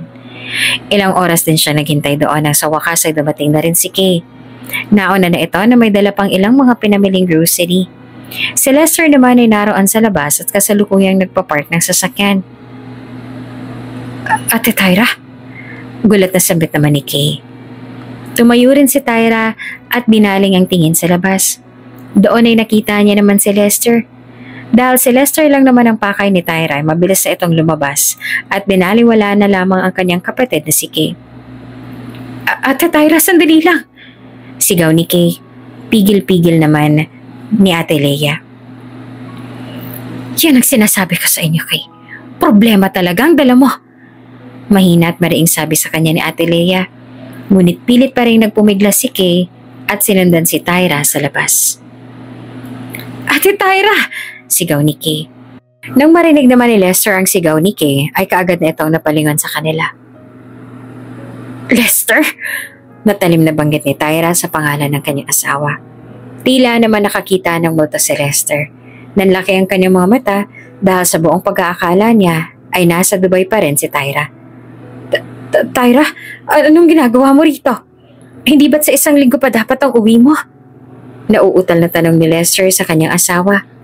Nakatayo naman doon sa likod si Kay at si Ate Lea habang pinapanood ang muling pagkikita ng dalawa. Oo, pero ngayon, nandito na ako. Nasorpresa ka? Hindi mo ba inaasahan ang pagbabalik ko? Nagulat ka ba, Lester? Gusto nang umiyak ni Tyra, pero pilit pa rin niyang pinipigilan ito para hindi siya kaawaan ng mga naroon. Mariing itinikom ni Tyra ang kanyang kamao at nanginginig na rin ang kanyang buong kalamnan dahil sa galit. Bakit hindi ka malang nagsabi? Di sana nasundo kita. Maang-maangan pa ni Lester. Oh, ngayon nandito na ako. Tara na umuwi? Oh, may uuwian pa ba ako, Lester? Mariin niyang tanong. Nanlilisik na rin ang kanyang mga mata sa galit. Sa pakiramdam ni Lester ay tila may alam na nga si Tyra kaya hindi niya na alam kung paanong palulusutan pa ito. Ano? Bakit hindi ka makapagsalita? Dahil ba ang totoo? Ay wala na akong bahay na uuwian? Ha, Lester? Anong ginawa mo? Bakit ibang taong nakatira sa mismong pamamahay ko? Sa mismong bahay na ipinundar ko, na pinaghirapan at pinagpaguran ko sa ibang bansa? Ano nangyari, Lester? Ang lakas ng loob niyong paupahan ng sarili kong bahay? Mga walang hiya kayo. Gigil na tanong ni Tyra kay Lester. Tila nga wala na rin mailulusot pa si Lester kaya sinabi niya na rin ang totoo. Wala na rin namang kwenta kung itatanggi ko pa o magsisinungaling pa ako. Total, alam mo rin naman ang totoo. Sige, sasabihin ko na. Oo, Tyra. Pinaupahan na namin ang bahay na yon dahil ikaw naman ang unang nagloko. Sa halip ba naman na sa akin mo ipadala yung pera, kanino mo pinapadala? Sa ex mo? Akala mo hindi makakarating sa akin? Kaya huwag kang magtaka kung bakit nahulog kay Kay ang loob ko. Dahil hindi mo siya katulad. Sambit ni Lester na pa yung pagmamalaki pa. Ang kapal ang mukha mo. Lahat-lahat binigay ko sa'yo, Lester. Akala mo ba masarap ang naging buhay ko doon sa Dubai na mag-isa dahil inakala ko babalik ka pa? Akala mo ba nagpakasarap lang ako? Masarap ba yung umalis ng bansa at mapalayo sa pamilya? Masarap ba yung mumura-murahin ka sa konti mong pagkakamali? Masarap ba yung gabi-gabi akong nangungulila sa tunay na pagmamahal at pag-aalaga? Lester, gustuhin ko mang umuwi na. Pero paano naman kung hindi stable ang buhay natin dito? Kaya nga ako ng ibang bansa ulit, diba? Para hindi na natin maranasan pa yung hirap dito sa Pilipinas. Kaya nga umalis ako, diba? Kahit mahirap at masakit sa loob ko. Dahil gusto kong pag-uwi ko, ayos na tayo. Magpapatakbo na lang sana tayo ng negosyo. Hindi ba't yun naman talaga ang pangarap natin? Pero anong nangyari, Lester? Bakit biglang naging ganyan ang rason mo? Kung ayaw mo na sa akin, kung hindi mo na ako mahal, kung napunan na ng iba yung pagkukulang ko bilang asawa mo, sana sinabi mo sa akin. Sana inamin mo. Kasi ang sakit, Lester, na pating pinaghirapan ko, dinamay mo. Hindi kita maintindihan. Napakawalang hiya mo. Ang buong akala ko yung makakapahinga na ako pag uwi. Ngunit impyerno palang naghihintay sa akin dito. Tapos sa kapatid ko pa. At alam kong kayo rin ang dahilan kung bakit namatay si nanay. Dahil sa inyo, kaya siya inatake sa puso. Ang kakapal ang mga mukha niyo. Lalong-lalo ka na, Kay. Hindi na kita nakikilala pa. Doon ay tuluyan na nga ring bumugso ang damdamin ni Tyra at tuluyan nang tumulo ang kanyang mga luha.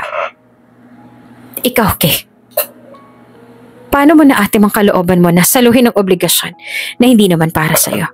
Paano mo naatim ang sikmura mo na kainin ng pagkain hindi naman laan sa'yo?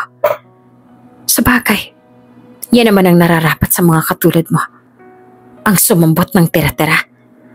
Matapos kitang pag-aralin. Matapos kong ibigay ang mga luho mo. Tapos ganito lang igaganti mo sa akin. Hindi mamamatay si nanay kung hindi dahil dyan sa kalandian mo.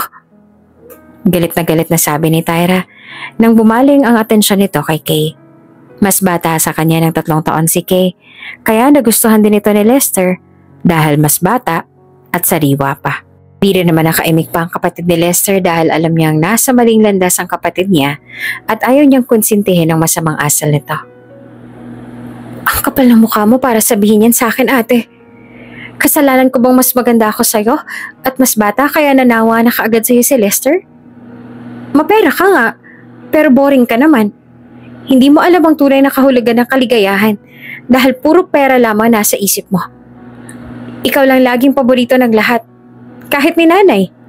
Ikaw na lang lagi. Nakakasawa na. Mataray na sabi naman ni Kay kay Tyra. Hoy, kung may mas makapal man na mukha sa ating dalawa, walang iba yon kundi ikaw. Palibhasa, asa ka pa rin sa akin dahil tamad ka. Tunay na kaligayahan? Anong tunay na kaligayahan sa'yo? Ang makita ang sarili mong ina't kapatid na nagkakandarapat, nagkakandakuba na sa pagtatrabaho? May malaman ka lang? May pampaaral ka lang? Habang ikaw, walang pakialam dahil abala ka sa pagtamasa sa tunay na kaligayahan na sinasabi mo. Oo, tama ka. Mukha akong pera. Ambisyosa ako. Alam mo kung bakit? Dahil may pangarap ako. Pangarap na para rin naman sa inyo.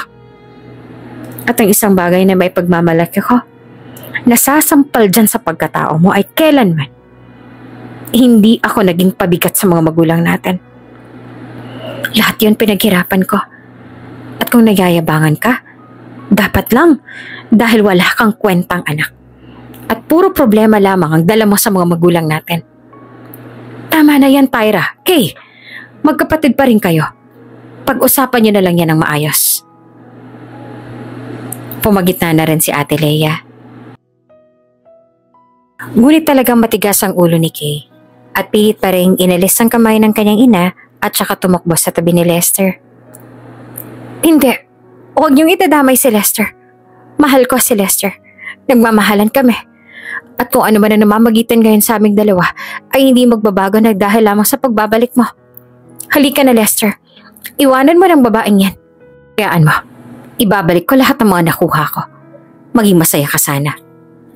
Sabi pa ni Lester, nararapat lang na ibalik mo.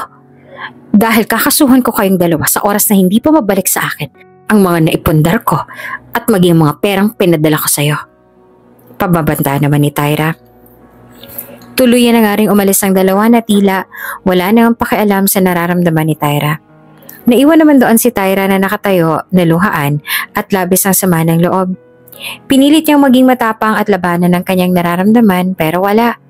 Tao lang siya na likas na mahina at sumusuko rin. Napakasakit ng ginawa sa kanya ni Lester at Kay. Hindi naman lubos maisip ni Tyra na mangyayari ito sa kanya. Ngayon na walang-wala na siya ay kailangan muling magsimula sa una. Kailangan niyang muling magbanat ng buto. Wala pa rin naman siyang sapat na pera para ibayad dito sa abogado kaya sa ngayon pinalapas na lang muna niya ito. Para makalimot at maibsan man lang ang kanyang nararamdaman ay nagtungo siya sa tabing dagat na ang katabi ay pribado at eksklusibong resort. Doon sa tabing dagat ay nagpalipas siya ng lungkot, pagkamuhi at sama ng loob sa mga nangyari.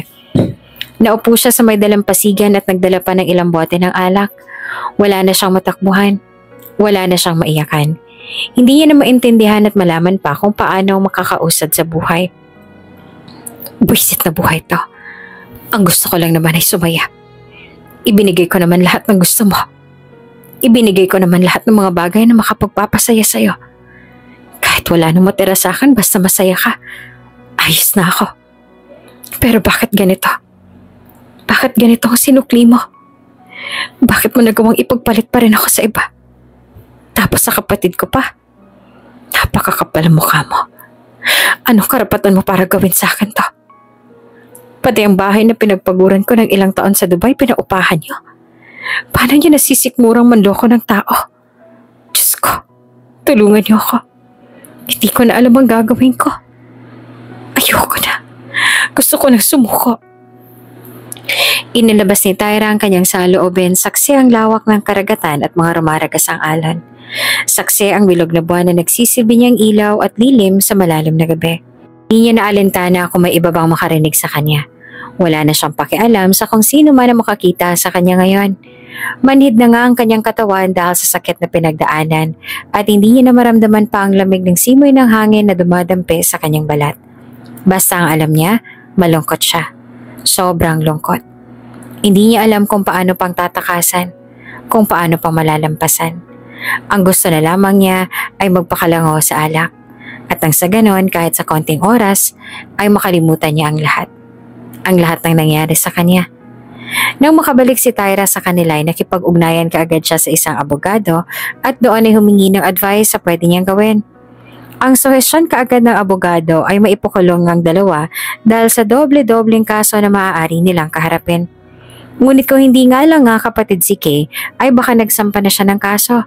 Pero dahil kahit papano naman ay may malasakit pa rin siya sa kapatid, kahit na hindi pa niya ito mapapatawad sa ngayon, ay minabuti na lamang niya na hayaan ang nangyari. Tapusin ang buwan para sa umuupa, matirhan niya na pero sinisiguro niya na wala nang babalikan pa doon ang dalawa. Mabuti na nga lang at nakasama yung mga umuupa at naiintindihan nila ang sitwasyon. Makikipaghiwalay na rin si Tyra kay Lester at buo na ang loob niya.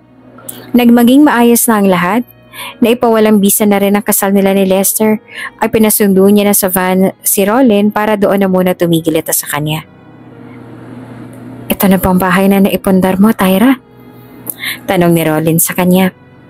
Marahan niyang tinulak ang sasakyan nitong wheelchair papasok sa kanyang bahay. Naipundar natin, Rolin. Hindi ko naman makakamit lahat ng to kung hindi mo binayaran ang placement fee ko. Alam mo? Tanong ni Rolin. Oo, nasabi na sa akin ni Ate Wendy. Sagot naman ni Tyra. Doon sila pumwesto sa may balkonahe ni Tyra kung saan mas masisilayan ng maayos ang sunset na pinasadya talaga ni Tyra doon iyon ipalagay sa may bandang kanluran. Tyra, maaari ko bang malaman kung anong nangyari sa inyo ng asawa mo? Sinaktan ka ba niya? Anong ginawa niya sa'yo? Tanong ni Rolin kay Tyra. Nagbuntong hininga naman si Tyra bago magsalita. Nagkamali ako. Sana pala'y kinilala ko muna siya ng mabuti. Bagong kasal lang kami nun. Pero may nangyari na kaagad sa kanila ng kapatid kong si Kay. Si Kay? Gulat na tanong naman ni Rolin. Oo, hindi ka makapaniwala, no? Maging ako nga, hindi rin eh. Hindi ko akalaing magagawa akong ahasin ang sarili kong kapatid. Ang sabi pa nga ng iba, ay kaya daw namatay si nanay dahil sa kanilang dalawa ni Lester.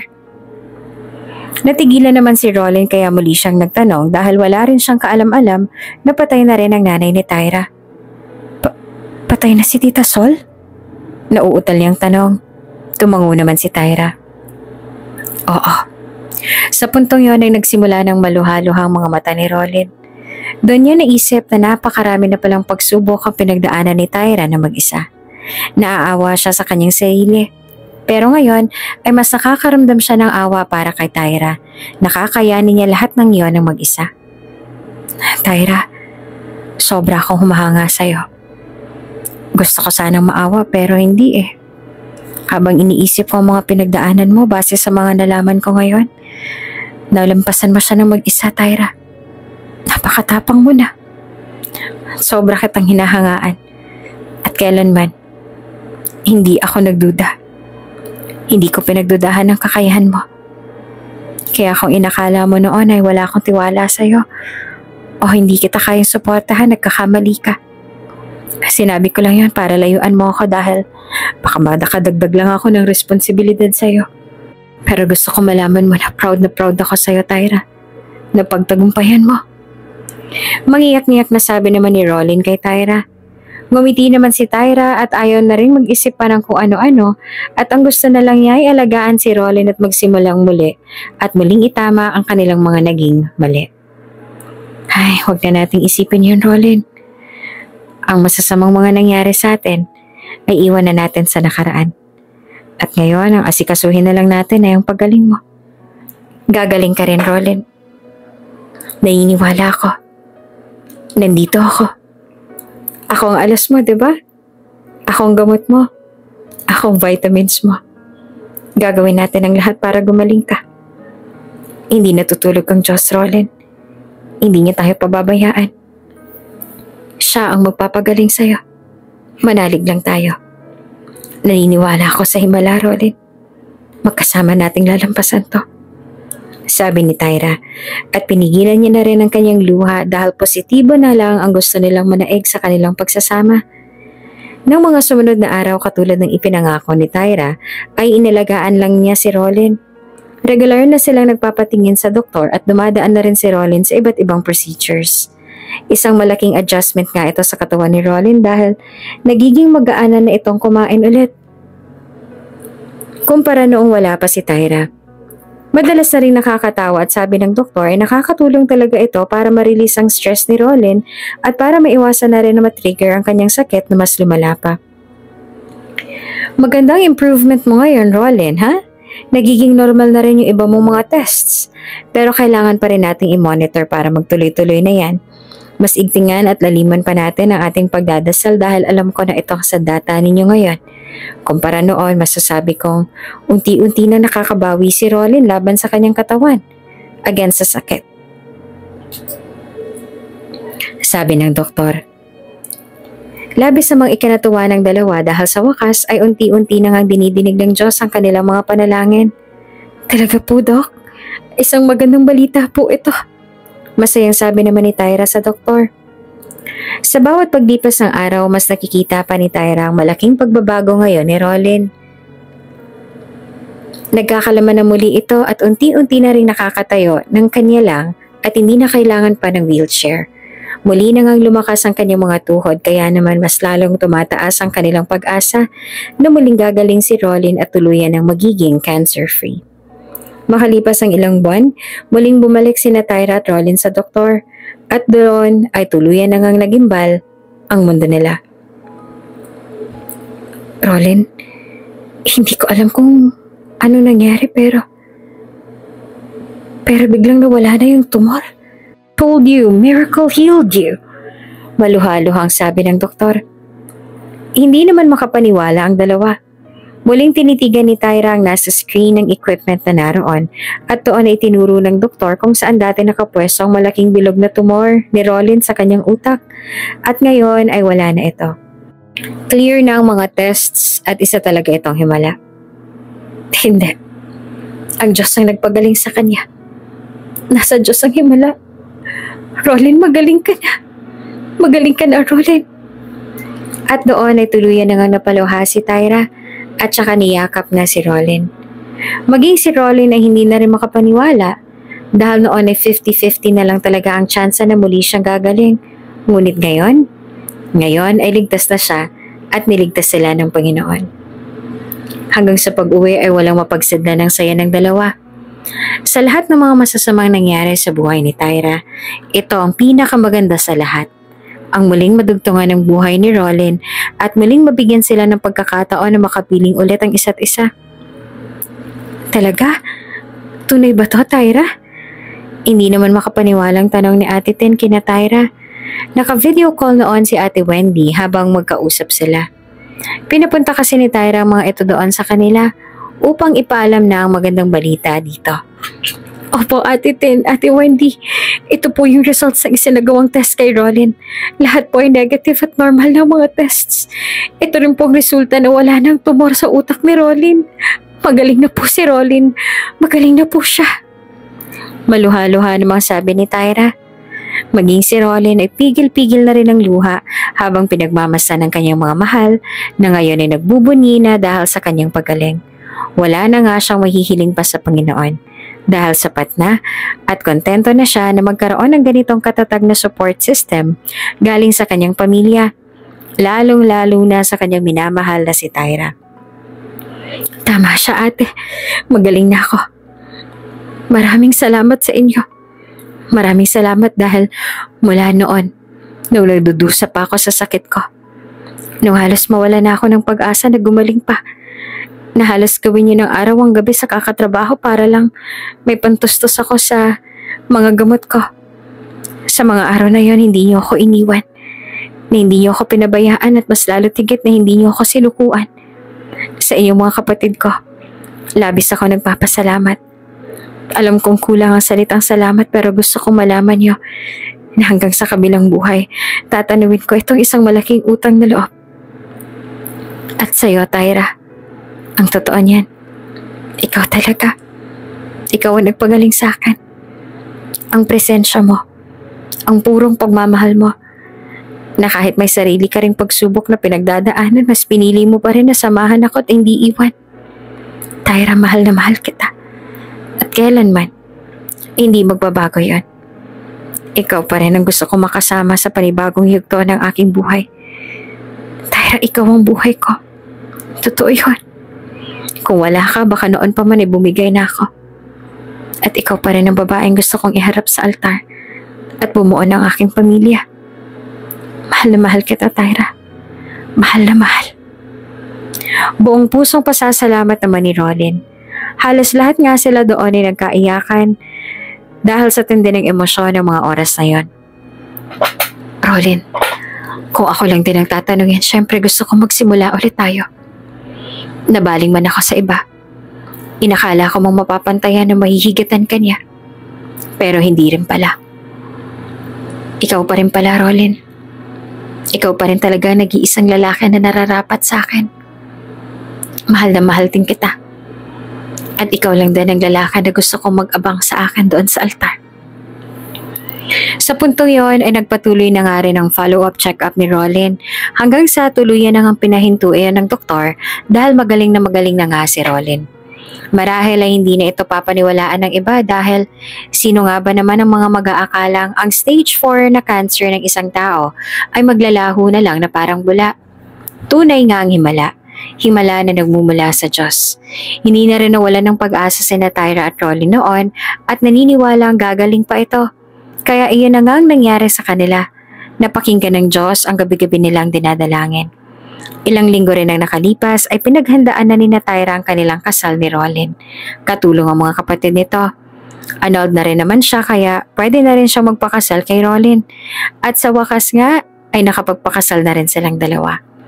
Hindi na rin nagpakita pa sina Lester at lalong-lalo na si Kay sa kanya dahil nahihiya na rin siguro si Kay sa kanyang mga nagawa sa kanyang ate Tyra. Pero para naman kay Tyra, kung muling babalik si Kay at hihingi ng tawad sa kanya, ay muli niya itong tatanggapin at papatawarin. Pero hindi na si Lester. Kahit papaano naman kasi ay kapatid pa rin niya si Kay. At alam niyang hindi matutuwa ang kanilang ina kung hindi sila magkakaayos na dalawa. Ngayon ay nagsasama na rin sa iisang bahay sina Rolin at Tyra bilang mag-asawa. At mas dumagdag pa ang blessing nang sa wakas ay nagdalang tao na rin si Tyra sa kauna-unahan nilang supling ni Rolin. Wala nang mahihiling pa ang dalawa. Pinaghiwalay man sila ng panahon at ang pagkakataon, ngunit bandang huli, sa piling pa rin ng isa't isa sila, babalik. Dahil tunay na lumiko man tayo ng landas, maraming mang magdaan sa buhay at makalala, kung hindi talaga kayo para sa isa't isa, hindi pa rin kayo magkakatuluyan at muling ibabalik sa tao na tunay na nakatadhana sa inyo.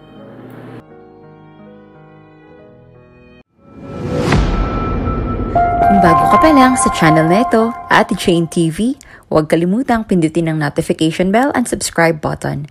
Sana po hindi naman malaking abala sa inyo ang pagpindot ng subscribe button dahil ang kapalit po nito ay ang pagsuporta para makapag-produce ng mga libreng stories sa mga channels ni Ate Jane. Maraming salamat!